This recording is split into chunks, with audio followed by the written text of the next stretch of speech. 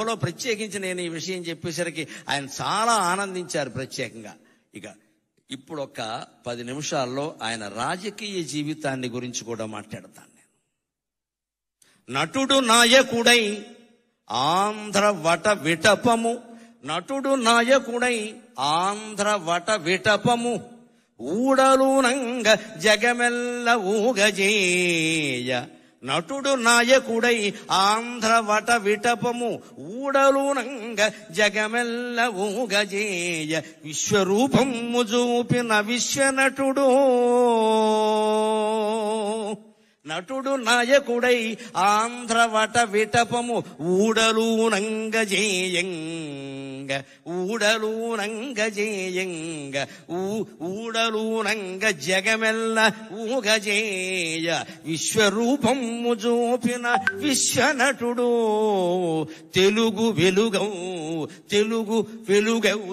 ఒక వెలుగు వెలిగి, తెలుగు వెలుగవుచు ఒక వెలుగు వెలిగినతని, తెలుగు వెలుగవుచు ఒక వెలుగు వెలిగినతడు. తెలుగుకే వెలుగుగా ఒక వెలుగుగా మిగిలిన మహానుభావుడు నటుడు నాయకుడు అయ్యాడు. ఆ రోజు 83లో ఆయన రాజకీయ రంగ ప్రవేశం చేసి వెడుతుంటే ఒక సందర్భంలో నేను విన్నాను, నా కళ్ళతో చూడకపోయినా ఈయనకి ఇంత దీక్ష ఉంటుందా అనుకున్నాను. అన్నం తినేవాడు కాదు, ఆ చైతన్య యాత్రలో అన్నం తినేవాడు కాదు, కానీ ఆరోగ్యం చెడగొట్టుకోలేదండి. రామారావు గారి నుంచి ఈ యువతరం నేర్చుకోవాలి. ఎప్పుడైనా సమయం లేకపోతే అన్నం తినకపోవచ్చు. ఇవాళ కూడా సాఫ్ట్వేర్ కుర్రాళ్ళు సమయానికి తినలేరు, కానీ తినవలసిందేమిటి? పిజ్జాలు తింటున్నారు, బర్గర్లు తింటున్నారు, అడ్డమైన గడ్డి తింటున్నారు, అన్నం తినడం మానేసి.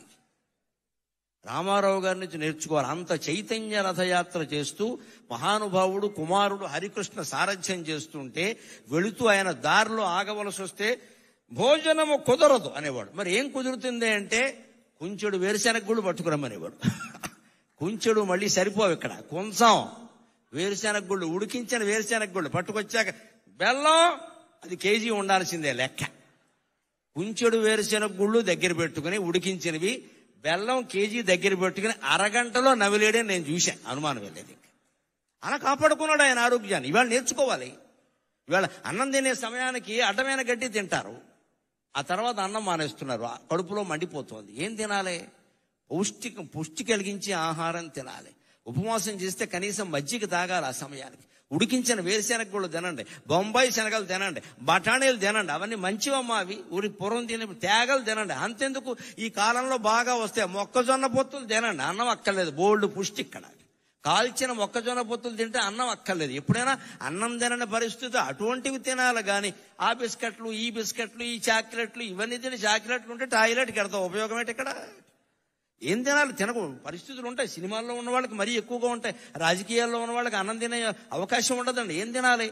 ఆరోగ్యం చెడిపోంది తినాలి. అందులో కూడా ఆయన క్రమశిక్షణ ఏమిటంటే అలా ఉడికించిన వేరుశెనగ గుళ్ళు బెల్లం లాంటి ఆహారం తినేవాడు తప్ప బయట ఏదో పట్టుకురమని తినేవాడు కాదండి. నియమం అంటే నిష్ఠే, నియమం అంటే నియమమే, నిష్ఠ అంటే నిష్ఠమే. ఆయన నుంచి అది మనం నేర్చుకోవాలి. ఆ రకంగానే రాజకీయ జీవితాన్ని గడిపాడు. ఇంకొక మాట మనం చెప్పుకోవాలి. తెలుగుతనం, తెలుగు జాతి అంటే ఆయనకి ఎంత ఇష్టం అంటే ఆచరించి చూపించాడు. 89 నుంచి 94 వరకు ఆయన ప్రతిపక్షంలో ఉన్నారు. ప్రతిపక్ష నాయకుడుగా ఆయన పాత్ర ఆయన చేశాడు. నేను అసెంబ్లీకి రాను అని మాట్లాడలేదు, వచ్చాడు ఆయన ఖచ్చితంగా. స్పీకర్ గారు ఉండగా చెప్పుకోవలసిన మాట. ఆయన వచ్చాడు. అంత మహానటుడు, అంత మహానాయకుడు ఓడిపోయిన దశలో కూడా అసెంబ్లీకి వచ్చాడు. ఆయన కర్తవ్యం ఆయన నిర్వర్తించి ఇటువంటి వాళ్ళందరినీ నడిపించాడు ఆయన శుభ్రంగా. ఆ దశలో కూడా ఆయన మనోధైర్యాన్ని కోల్పోలేదండి. అంతేకాదు ఆత్మాభిమానాన్ని కోల్పోలేదు, ఆంధ్రాభిమానం కూడా కోల్పోలేదు. 91లో పివి నరసింహారావు గారు నంద్యాలలో పోటీ చేస్తే తెలుగువాడు ప్రధానమంత్రి అవుతున్నాడు, మేం పోటీ పెట్టాం అన్నాడమ్మా, అన్నాడమ్మా, అన్నాడమ్మా, అన్నాడమ్మా, అన్నా అన్నా అన్నాడమ్మా, అన్నాడమ్మా. మరొక మొగాడు ఉన్నాడా? మరో మనిషి ఉన్నాడా? ఎంత స్వార్థం ఇవాళ రాజకీయాల్లో, ఎంత స్వార్థం. సానుభూతి చూపించవలసిన చోట కూడా పోటీలు పెట్టేస్తున్నారే. ఆయన శుభ్రంగా ఆయన నిలబడితే పివి నరసింహారావు గారి పరిస్థితి వేరుగా ఉండేది. చాలా కష్టం నెగ్గడం అది. అందులో సానుభూతి ఉంది ప్రజలకి. ఈయన పట్ల చాలా సానుభూతి ఉంది. ఈయన ఓడిపోయాడని ఏమవుతాడో తెలియదు. కానీ తెలుగువాడు ఇంతకాలానికి ప్రధానమంత్రి అవుతున్నాడు, నేను అడ్డుపడను, మా తెలుగుదేశం పార్టీ తరఫున పోటీ లేదు అని ప్రకటిస్తే నంద్యాలలో ఎప్పటికీ చెరిగిపోని మెజార్టీ వచ్చింది పివి నరసింహారావుకి. ఎన్టీ రామారావు దయ వల్ల వచ్చింది. ఎన్టీ రామారావు దయ వల్ల వచ్చింది. ఔదార్యం అంటే అది, ఔదార్యం అంటే అది.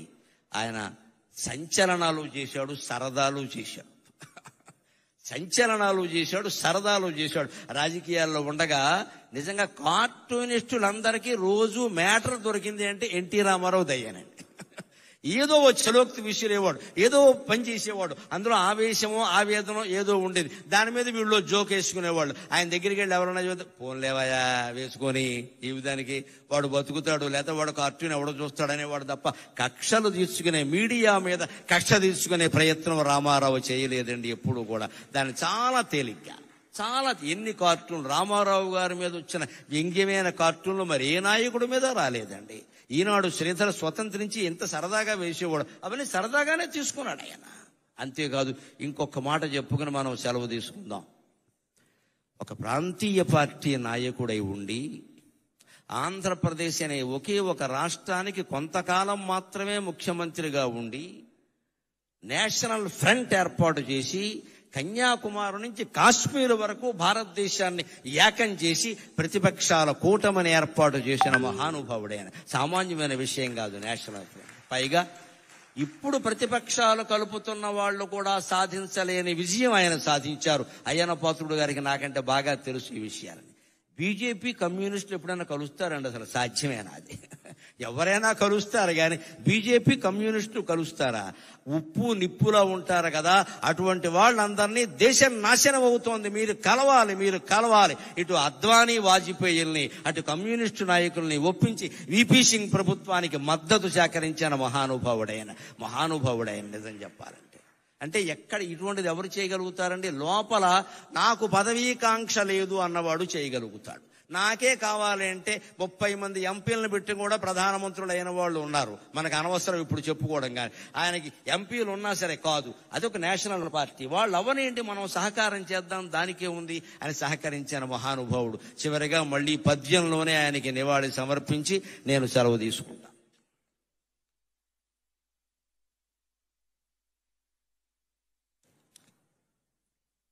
విశ్వఖ్యాత నట ప్రపంచ. రామారావు గారి సంతోషించాలి అంటే మంచి సమాస ధాటితోనే ఉండాలి పద్యం. తేలికైన మాటలతో చెబితే ఏమయ్యా గరికిపాటి ఇలాంటి పద్యం చెప్పేవాడు రాత్రి కల్లోకి వస్తాడు ఆయన. అందుకని మంచి సమాస ధాటితోనే ఉండాలి పద్యం ఖచ్చితంగా. విశ్వఖ్యాత నట ప్రపంచ విభవావేశ స్వభావ ప్రభావ అశ్వోద్ధూత సమస్త చిత్ర పరిషత్ హరాగ్రహారం మగున్.